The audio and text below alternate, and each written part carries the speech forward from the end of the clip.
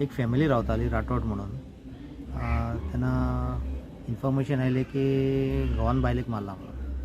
So आमी immediately स्पॉटार येयले हांगा आनी घोवाक आमी कस्टडीन घेतलो. मागीर कळ्ळें प्रिलिमिनरी इन्क्वायरी की घोवानूच बायलेक मारलो बिकॉज तेंची परत परत झगडी जाताली. पॅटी कॉरल्स अशें जाताले झगडी पयशाचेर.